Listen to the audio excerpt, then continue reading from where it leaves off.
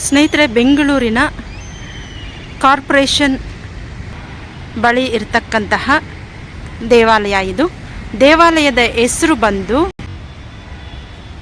ನೋಡ್ತಾ ಇದ್ವಿ ಮಾತೃಕಾ ದೇವಸ್ಥಾನ. ಇದು ಸಪ್ತಮಾತೃಕಾ ಆದಿಶಕ್ತಿ ಅಮ್ಮನ ದೇವಾಲಯ. ಈ ದೇವಾಲಯದ ಜೀರ್ಣೋದ್ಧಾರ ಇತ್ತೀಚೆಗೆ ನಡೆಯಿತು, ತುಂಬಾ ಅದ್ಧೂರಿಯಾಗಿ ನಡೆಯಿತು. ಬನ್ನಿ ಈ ದೇವಾಲಯದ ಆವರಣವನ್ನು ನೋಡೋಣ, ಹಾಗೆ ತಾಯಿ ಆದಿಶಕ್ತಿಯ ದರ್ಶನವನ್ನು ಕೂಡ ಪಡೆದುಕೊಳ್ಳೋಣ.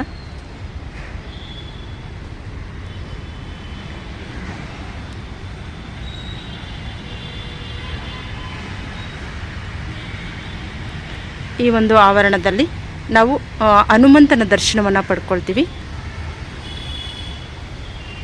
ಒಂದು ದರ್ಶನವನ್ನು ಕೂಡ ಈ ದೇವಾಲಯದಲ್ಲಿ ನಮಗೆ ಆಗುತ್ತೆ.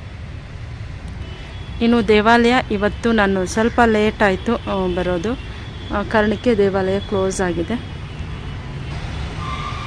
ತುಂಬಾ ಅದ್ಧೂರಿಯಾಗಿಯೇ ಇತ್ತೀಚೆಗೆ ಇಲ್ಲಿನ ಪೂಜೆಗಳು ಕೂಡ ನಡೆಯಿತು.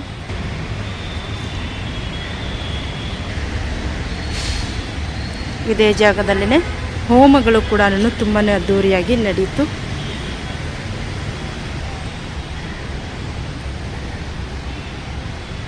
ಇನ್ನು ಇಲ್ಲಿ ಬಂದು ದೇವಾಲಯದ ಆದಿಶಕ್ತಿ ಅಮ್ಮನ ದೇವಾಲಯದ ಹಿಂದುಗಡೆಯ ಒಂದು ದೃಶ್ಯ ಇದು.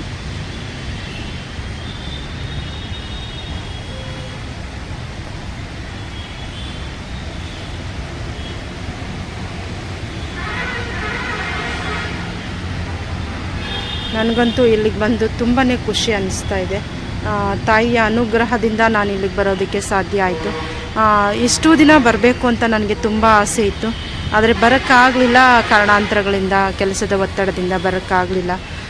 ಇವತ್ತಿನ ದಿನ ನಾನು ಈ ಸ್ಥಳಕ್ಕೆ ಬಂದಿದ್ದೀನಿ. ಆ ಕಾರಣಕ್ಕೆ ಈ ಒಂದು ವಿಡಿಯೋ ಕೂಡ ನೋಡ್ತಾ ಇದ್ದೀವಿ. ನಾವು ಶೇಷನ ಮೇಲೆ 7 ತಲೆಗಳ ಶೇಷನ ಮೇಲೆ ಶಿವಲಿಂಗದ ದರ್ಶನ ಕೂಡ ಇಲ್ಲಿ ಆಗ್ತಾ ಇದೆ.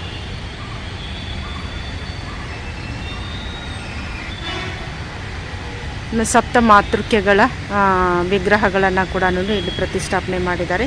ಹಾಗೆ ಇಲ್ಲಿ ಹೋಮ ಕೂಡ ನಡೆಸಲಾಯಿತು.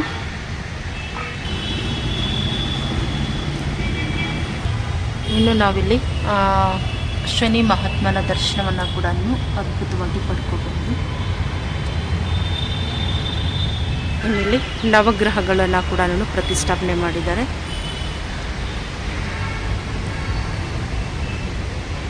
ನನಗಂತೂ ಈ ಜಾಗಕ್ಕೆ ಬಂದು ತುಂಬಾ ಖುಷಿ ಅನ್ನಿಸ್ತಾ ಇದೆ.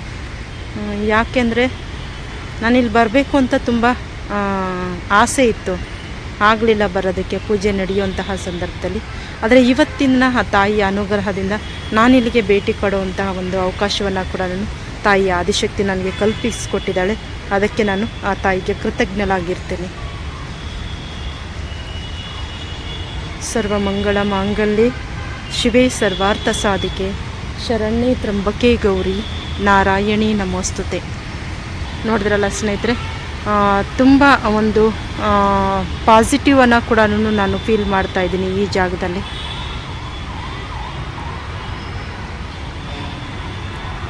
ತಾಯಿಯನ್ನು ದರ್ಶನ ಮಾಡ್ಕೊಳ್ಳೋಕ್ಕಾಗಲಿಲ್ಲ, ಯಾಕೆಂದರೆ ದೇವಸ್ಥಾನ ಕ್ಲೋಸ್ ಆಗಿದೆ. ಇನ್ನು ಹೋಮ ನಡೆದಂತಹ ಜಾಗ ಇದೆ ನೋಡಿ. ಈ ದೊಡ್ಡ ಹೋಮಕುಂಡದಲ್ಲೇ ಇಷ್ಟು ದಿನಗಳ ಕಾಲ ಕೂಡ ಹೋಮ ನಡೆಯಿತು. ತಾಯಿಯ ಅನುಗ್ರಹ ಸದಾ ಎಲ್ಲರ ಮೇಲೂ ಇರಲಿ ಅಂತ ಬೇಡ್ಕೊಳ್ತೀನಿ. ಸರ್ವಮಂಗಳ ಮಾಂಗಲ್ಯೆ ಶಿವೆ ಸರ್ವಾರ್ಥ ಸಾಧಿಕೆ ಶರಣ್ಯೆ ತ್ರಂಬಕೆ ಗೌರಿ ನಾರಾಯಣಿ ನಮೋಸ್ತುತೆ. ಇನ್ನು ಇಲ್ಲಿ ಸಾಂಸ್ಕೃತಿಕ ಕಾರ್ಯಕ್ರಮಗಳು ಕೂಡ ಅದ್ಧೂರಿಯಾಗಿಯೇ ನಡೆದವು ಈ ಒಂದು ದಿನಗಳ ಕಾಲ ಎಲ್ಲ ಕೂಡ. ಅದರ ಒಂದು ವೇದಿಕೆಯನ್ನು ನಾವಿಲ್ಲಿ ನೋಡ್ತಾ ಇದ್ವಿ.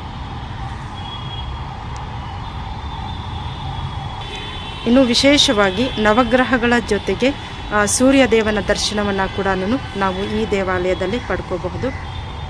ರಥಸಪ್ತಮಿಯ ಸಂದರ್ಭದಲ್ಲಿ ಈ ವರ್ಷ ಅಂತೂ ವಿಶೇಷವಾಗಿ ಭಾನುವಾರ ದಿನ ಒಂದು ರಥಸಪ್ತಮಿ ಬಂದಿದೆ. ತುಂಬಾ ಪವರ್ಫುಲ್ ಅಂತಾರೆ.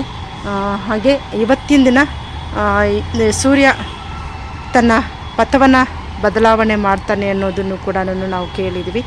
ಹಾಗೆ ಇವತ್ತಿನ ದಿನ ನಾನು ಸೂರ್ಯ ಭಗವಾನ್ನ ದರ್ಶನವನ್ನು ಪಡ್ಕೊಂಡಿದ್ದು ತುಂಬಾ ನನಗೆ ಖುಷಿ ಅನ್ನಿಸ್ತು. ಸೂರ್ಯ 7 ಕುದುರೆಗಳ ಮೇಲೆ ತನ್ನ ರಥದ ಮೇಲೆ ಏರಿ ಬರುವಂತಹ ದೃಶ್ಯ ಇಲ್ಲಂತೂ ತುಂಬಾ ನಯನ ಮನೋಹರ, ತುಂಬಾ ಅದ್ಭುತವಾಗಿ ಇದೆ. ಓಂ ಭಾಸ್ಕರಾಯ ನಮಃ, ಓಂ ಆದಿತ್ಯಾಯ ನಮಃ, ಓಂ ಸೂರ್ಯದೇವಾಯ ನಮಃ, ಓಂ ರವಯೇ ನಮಃ.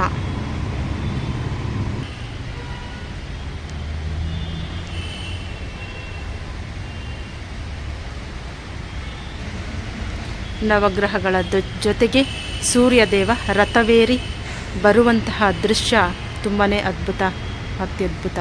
ಇನ್ನು ನಾವೀಗ ನೋಡ್ತಾ ಇರೋದು ದೇವಾಲಯದ ಮುಂದೆ ಇರತಕ್ಕಂತಹ ಗರುಡು ಕಂಬವನ್ನು ಕೂಡ ನೋಡ್ತಾ ಇದ್ದೀವಿ ನಾವು. ತಾಯಿ ಆದಿಶಕ್ತಿಯ ದೇವಾಲಯ, ಸುಮಾರು 800 ವರ್ಷಗಳ ಇತಿಹಾಸ ಇರುವಂತಹ ಪುರಾತನ ದೇವಾಲಯ ಇದು. ತುಂಬ ಹಳೆಯ ದೇವಾಲಯ ಆಗಿತ್ತು. ಇತ್ತೀಚೆಗೆ ಈ ದೇವಾಲಯವನ್ನು ಜೀರ್ಣೋದ್ಧಾರ ಮಾಡಿದ್ದಾರೆ.